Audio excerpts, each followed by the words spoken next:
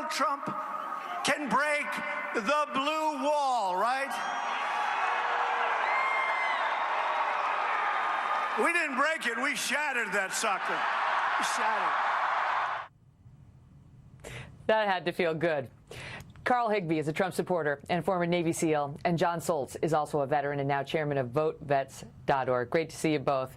You got to love Trump's sense of humor, President-elect Trump's sense of humor. When he goes off script, he's at his most charming. Yeah. But, Carl, let me ask you about he's referring to this moment that Martha Raddatz of ABC News had on the air at about 1 in the morning on election night, right, which he and others have suggested was her crying.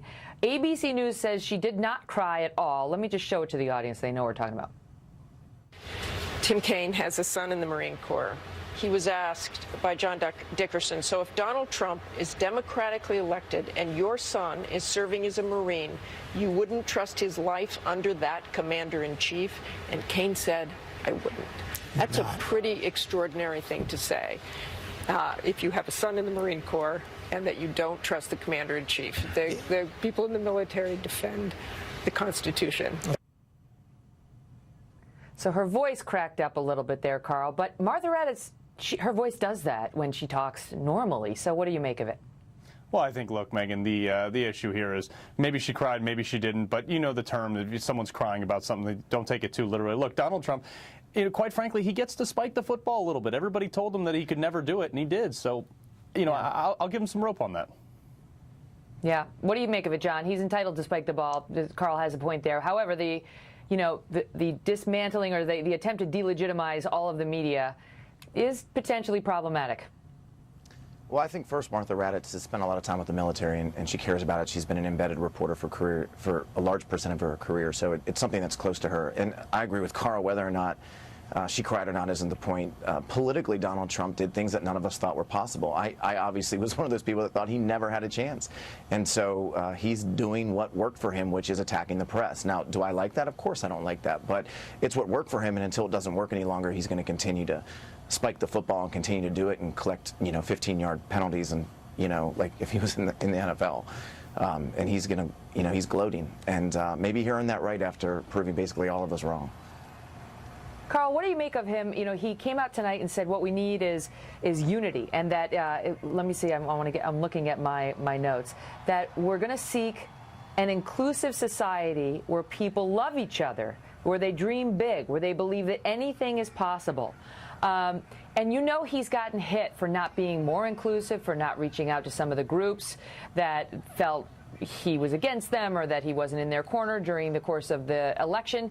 Was this that attempt to do that? Well, I think this was an attempt at that, but also keep in mind back to the campaign times. The Republican community, the Republican electorate generally stayed out of the black community, and Donald Trump reached out to them and said, hey, we haven't been here for a few years, and that's our bad. But vote for me because, you know what, it can only get better for you. And he did that during the campaign, and I think that showed successfully. And now as he goes on this tour, I think people are actually seeing that Donald Trump's not as divisive as I think he is.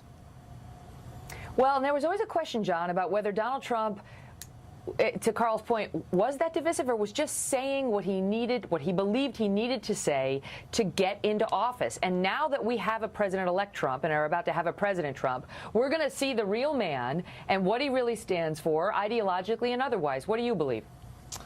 I guess time will tell. I haven't seen anything in the past, 3 or 4 weeks that would make me think that he's not going to do the things that he wants to do. He attacked Latinos. He attacked the judge. He sat there tonight and said he was going to build a wall.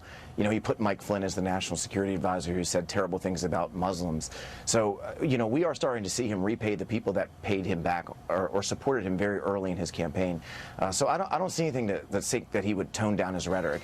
He stuck on the trade stuff tonight, yet, he outsourced his own ties to China. He talked about women tonight, although he obviously has said many terrible things about women in this country. So I haven't seen anything yet to make me think he's actually, going to outreach and be some type of a leader of our country that wants to unify, because, this was a very partisan political speech tonight and nothing that looked more presidential or more what we've seen from past presidents who are trying to unite a country after a brutal election.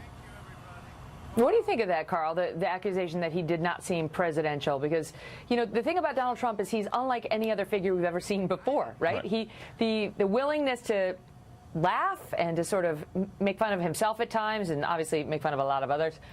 It is unusual. You're not used to seeing it. It is entertaining. I mean, you could argue that it's charming too, when it's, depending on what the content is.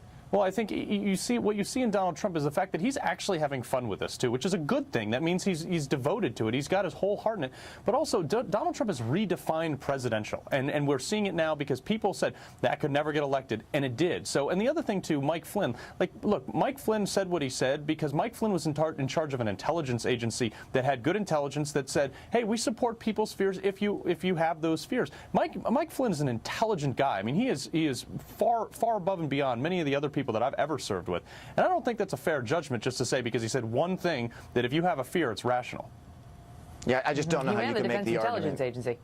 But I don't know how you can make the argument that banning Muslims is somehow going to unify this country. I mean, there's a reason that people there is a reason that people were protesting in this country, and I think Donald Trump could have said, "Hey, listen, I understand there's people that don't agree with me, but I'm going to be your president even if you don't disagree with me." And instead, he went out and continues to attack people. I think he could have said something tonight to Latinos in this country about, "Hey, I'm not going to just deport everybody." Instead, he said, he stood up there and said, "I'm going to build a big wall." So I'm looking for him to be the leader and say, "Listen, I know you guys don't agree with me, but I'm going to be your president."